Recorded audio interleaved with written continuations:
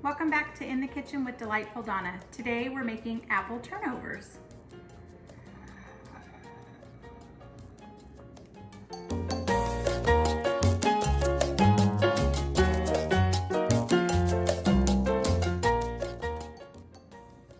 Okay, let's get started. I have all my ingredients ready. First thing I'm gonna do is just juice our lemon. Roll it a couple of times. That way I'll have it ready.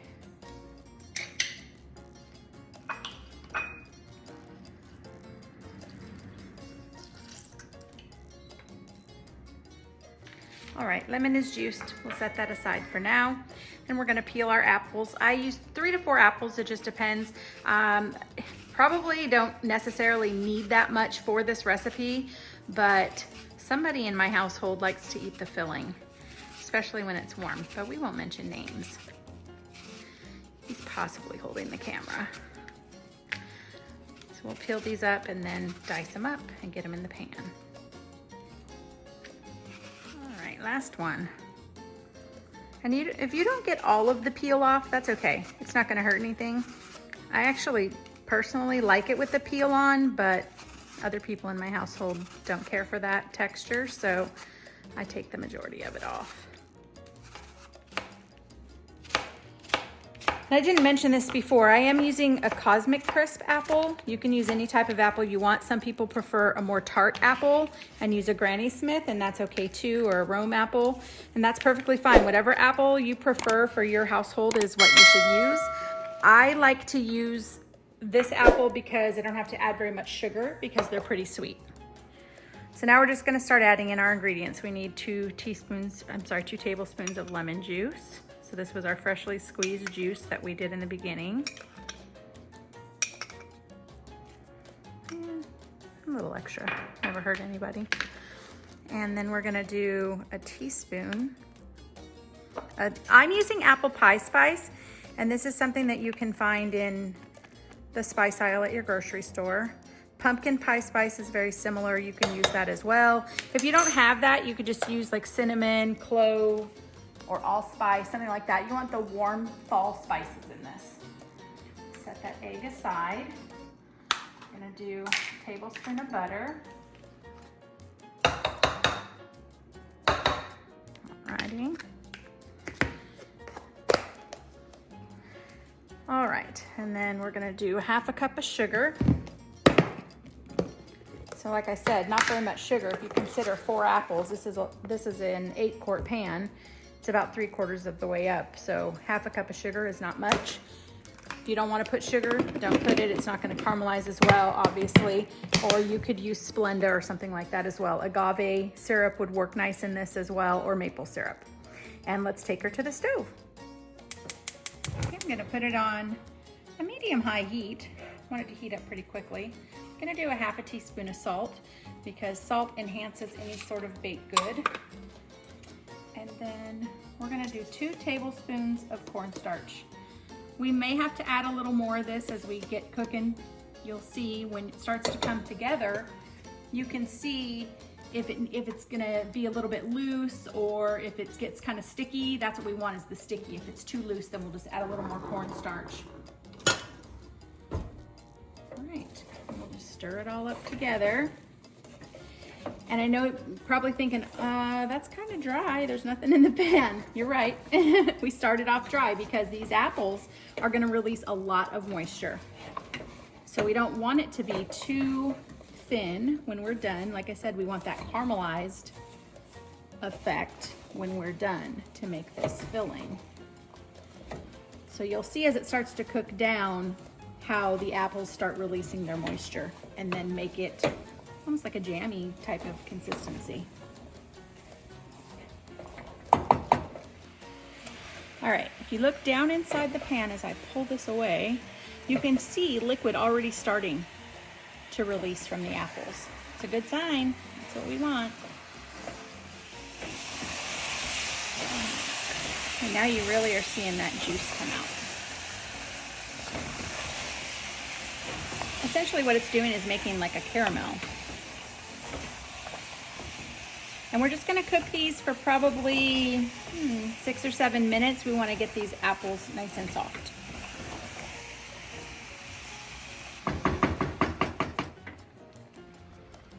All right, I ended up having to put about 1/4 cup of water in here because I may have put a little too much cornstarch to begin with. So the apples are getting soft, and you see that consistency now is kind of like jam, that caramel. Boy, does it smell good in here. It's getting nice and bubbly now. You can see that in there. And you just want to continue to stir it every minute or so. Just move it around a couple times until your apples start to get soft. I tested mine, they're not quite soft enough yet.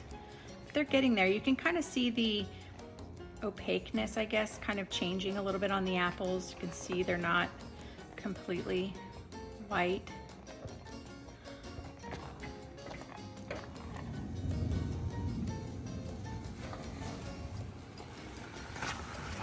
All right, you see how nice and bubbly that is, real thick. My apples are not mushy, but they're soft. I can put this right through. See, it goes right through. No problem, no give. So I don't like them mushy. Some people do. If you like yours a little more tender, then continue to cook it. I've been going for about 9 minutes on this. So we're gonna turn it off and let it cool, and so we can get to our next step. Okay, I'm just gonna pour it into a bowl so it can cool, because if you keep it in the pan, it's not gonna cool very well. That pan's still real hot. And then you can place it in the refrigerator or in your freezer if you want to cool it quicker. And then as soon as it's cooled off, then we'll get our pastry ready. All right, cooled off sufficiently, and this is what we have. See how it's real thick? Looks delicious. All right, let's preheat our oven to 400 degrees. While that's heating, we'll get our puff pastry ready. Let me get our pans. I have 2 baking sheets that are lined with parchment paper. Even though they're lined with parchment paper, I'm still gonna spray them because this mixture, if it pours out of the pastry, which sometimes it does, it overflows a little bit, it can be very sticky, and we don't want it to A, burn, or B, stick. So we're gonna just put a little bit of cooking spray lightly on these. Not a lot. All right, let's get our egg wash ready. I have about a tablespoon of water in this little dish. And then we're gonna put an egg.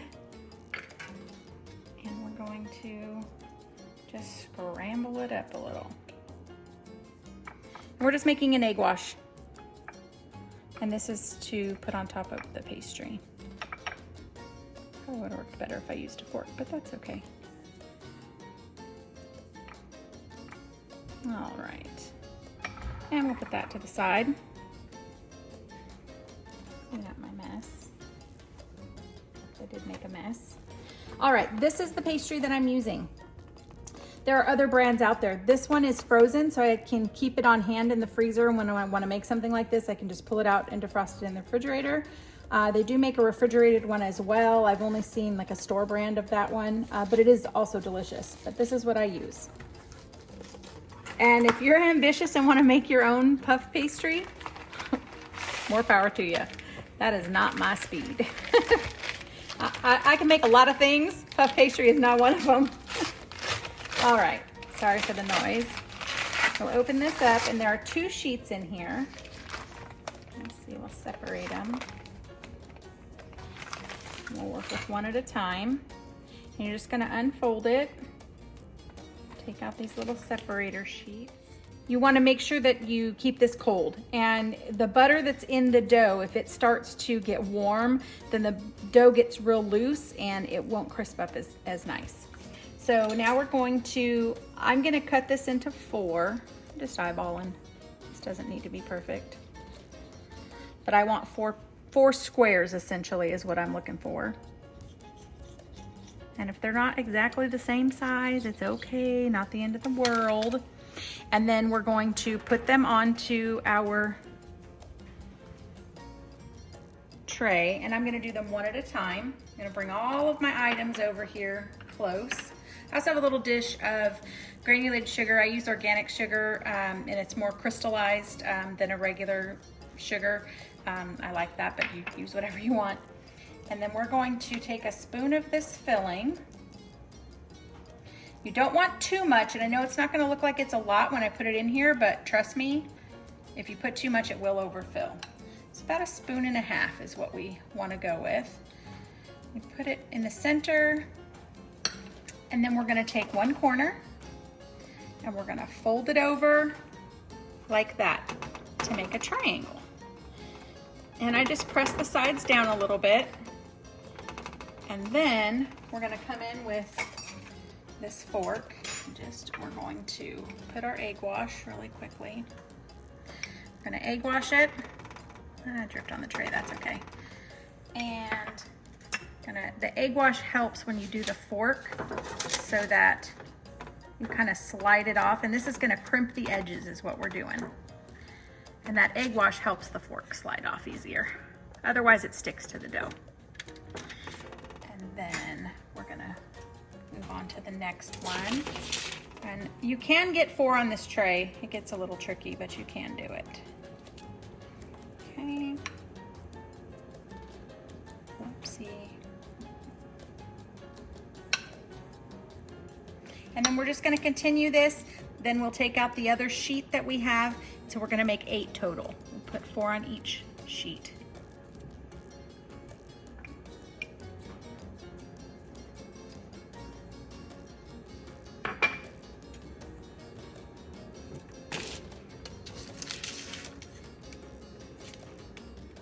All right, now we're gonna go back and we're gonna sprinkle just a little bit of sugar on the top. This is not necessary, but I don't personally put a glaze on mine after they're baked. I just like this little touch of sugar.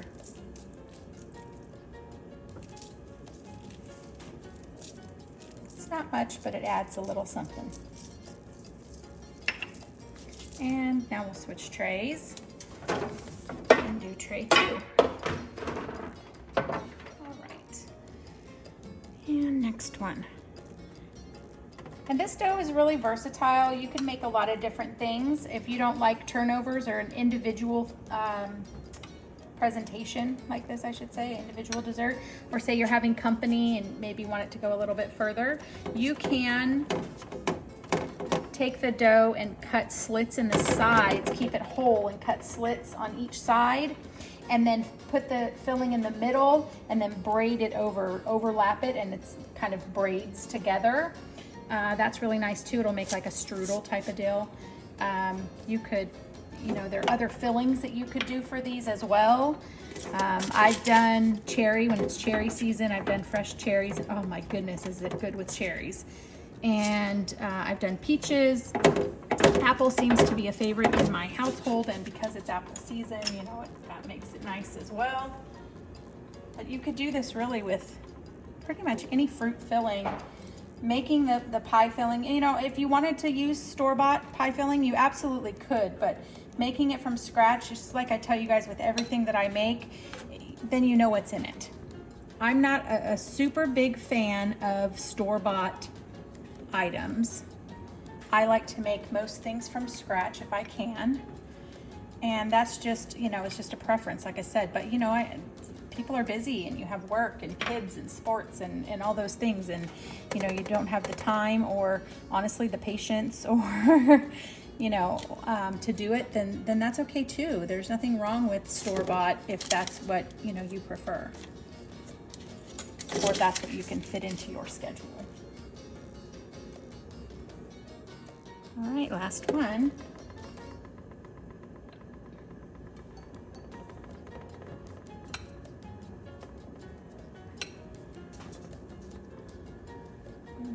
Gonna have another blowout. Well, as you can see, if you overfill it, this is what happens. See, I'm just here to give examples, guys. That's what happens if you overfill it. You get a blowout, but that's okay. And that's why I was talking about why I wanted to put a little bit of spray on the parchment, is because we don't want it to stick and make a huge mess. All right, now let's get our little sugar. A little bit of sugar on top.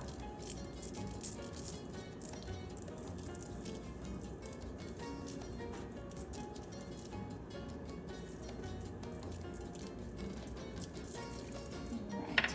And remember I told you that I used 4 big apples and I was going to have some left over. You see how much is left.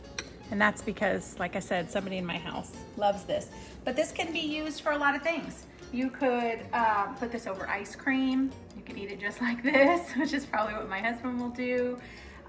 You could put it in muffins, or you can also put this in the freezer, which I've done with other fillings in the past. If I made a little bit too much and didn't feel like we were gonna eat it, then you can just put it in a freezer bag and throw it in the freezer, and the next time you wanna make some of these, just take it, thaw it out, and fill your dough and you're set. So now we're gonna get these in the oven. Not quite there, it's almost there, 394. That's close enough for me. I'm gonna go ahead and place these in. Now I do the middle shelf and the top shelf, but your oven may vary. This is what my oven is doing. And then what I'll do is about halfway through the cooking time, I'll rotate the trays. We're gonna set a timer for 20 minutes. At 10 minutes, like I said, we're gonna come back and rotate the trays. Okay, let's swap our trays. Let me do it kind of quick. See, they're already starting to cook up. You see how the top ones are getting brown already? That's why we switch. Alrighty. Alrighty, let's pull them out. Turn off the oven. And, whoa, that one got a little toasty, but that's good. They look beautiful. And then we're just gonna put them on a cooling rack and let them cool. All right, we have it plated up. We just eat them like this, but you could put some caramel sauce over them, or you could serve it with ice cream, but we like them just like this. And they're really good in the morning with a nice cup of tea or a cup of coffee. Let's see, it's gonna be hot, but let's see. Can you hear that? That's how crispy, and look how all the layers, how flaky that is. Yum.